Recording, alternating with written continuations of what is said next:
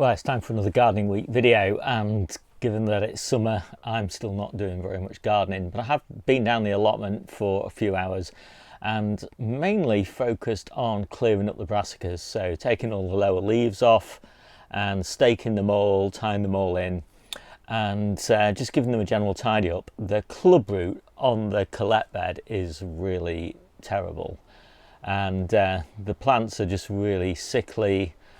I'm kind of toing and froing whether I should just take them out and cut my losses, but some of them are still looking like they'll give me a harvest, and I just can't bear to take them out, really. It'd be nice to get a bit of advice from somebody who's really had clubroot before as to whether it's better to take them out or leave them in and try and get a harvest from them.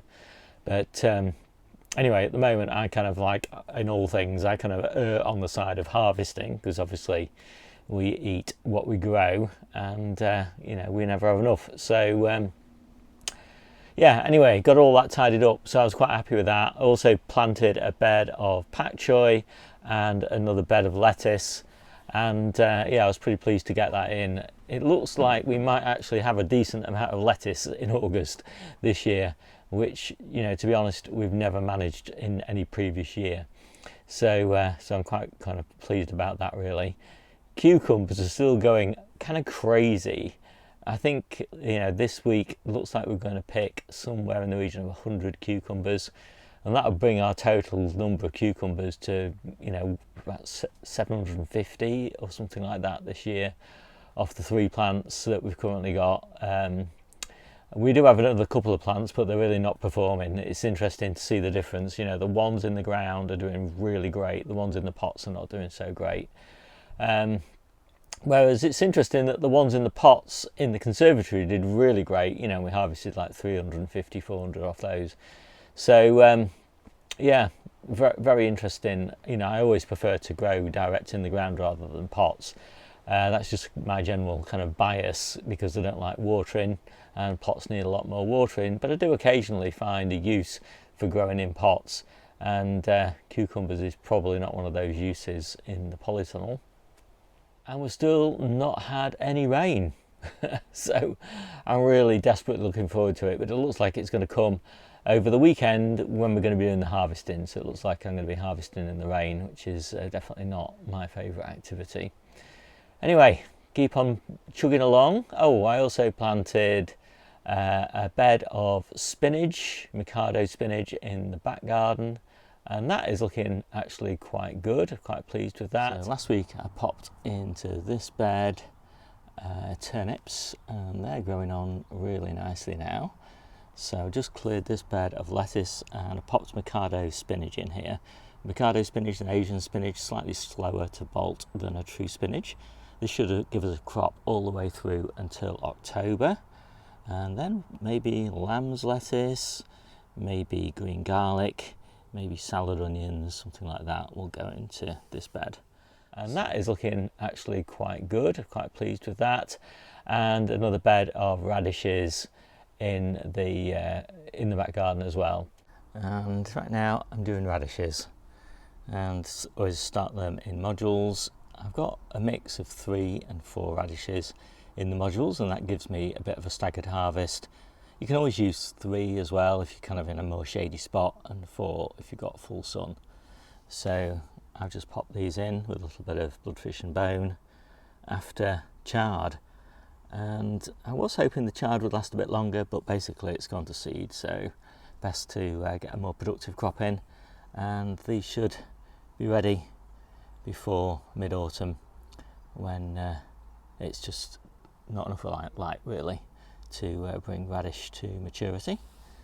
So I've just got to settle these into the ground, and I've also just taken just a few of these tiny little spring onions out, just to make room for the last few radishes. So obviously I just did my holes with an old fork handle, and then drop the modules in, and then just settle them into the soil with just a couple of fingers around the outside of them, and just press them in.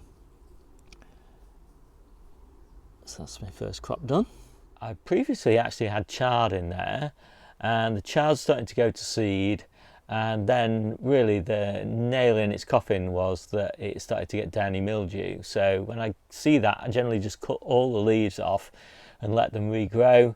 But because it had already started going to seed, basically it just went straight back to seed again, and we got hardly any leaves. So I thought there's no real point leaving that in the ground, and cleared that out, as I say, put some radishes in there. So that, I think, is pretty much it. We're up to Tuesday. So let's see what the rest of the week holds.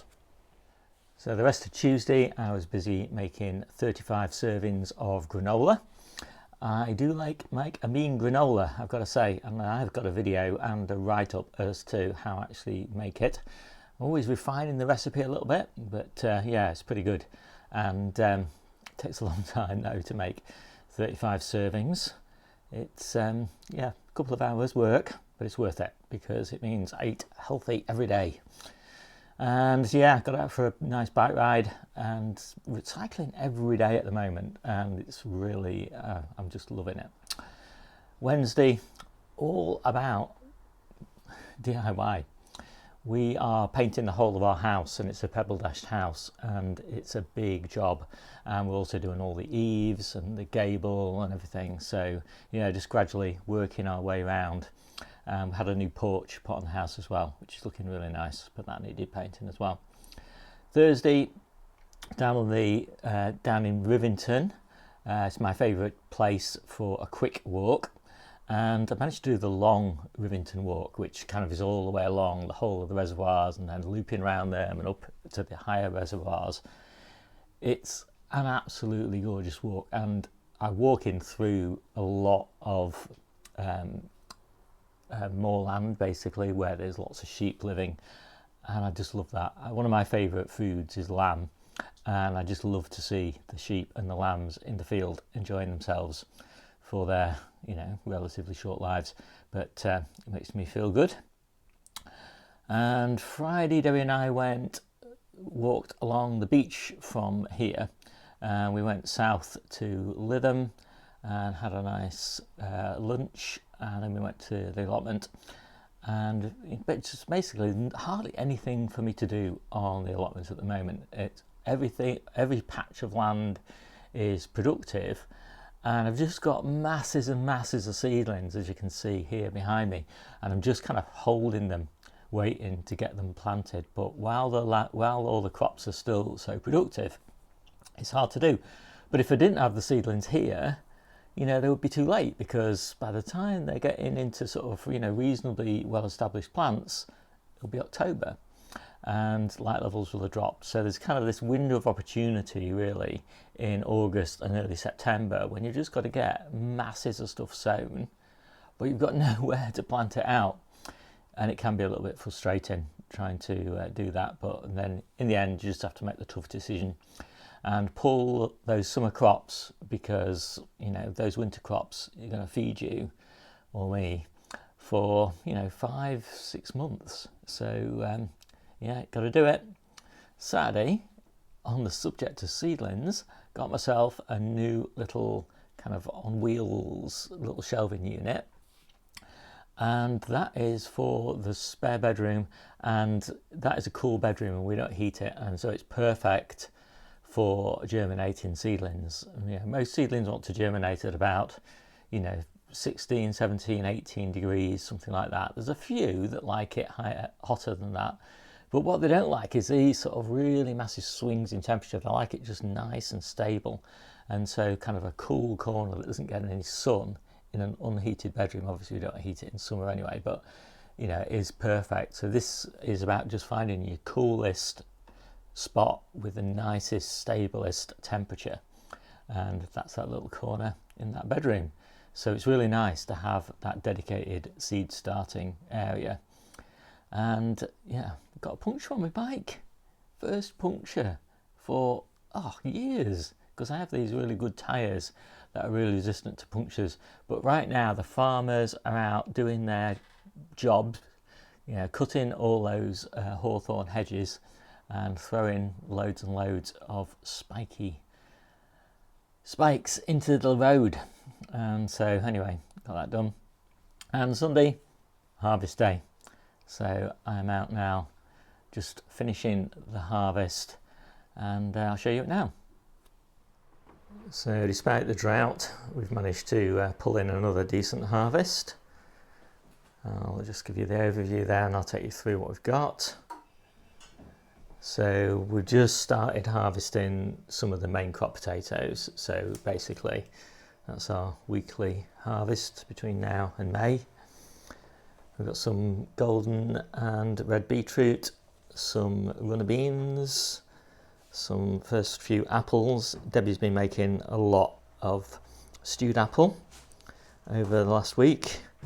We've got some leeks, we've got some winter squash, courgettes, more courgettes, globe artichokes, the baby red cabbages. We're just picking the baby ones at the moment. They've got some really big ones, but we'll save those for autumn.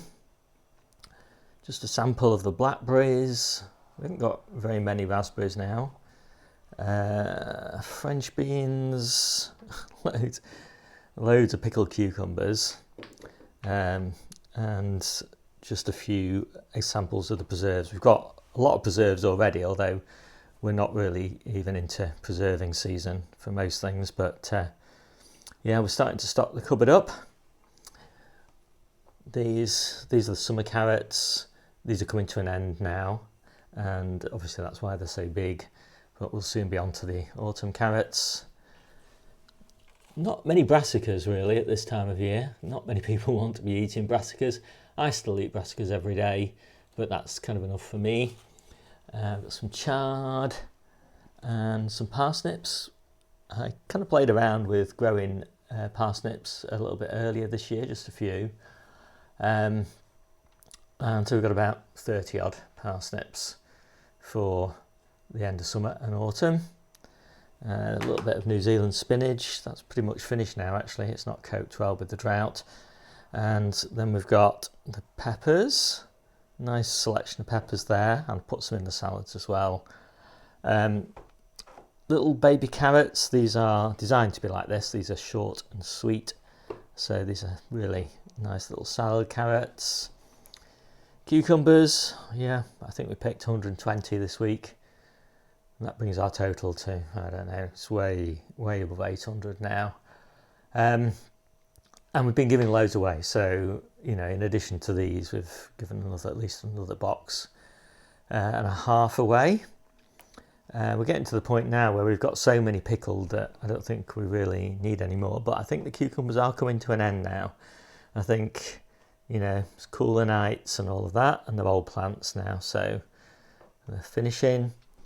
These are the tomatoes that we're going to be processing into passata. And, you know, we've just started really getting reasonable sized ones.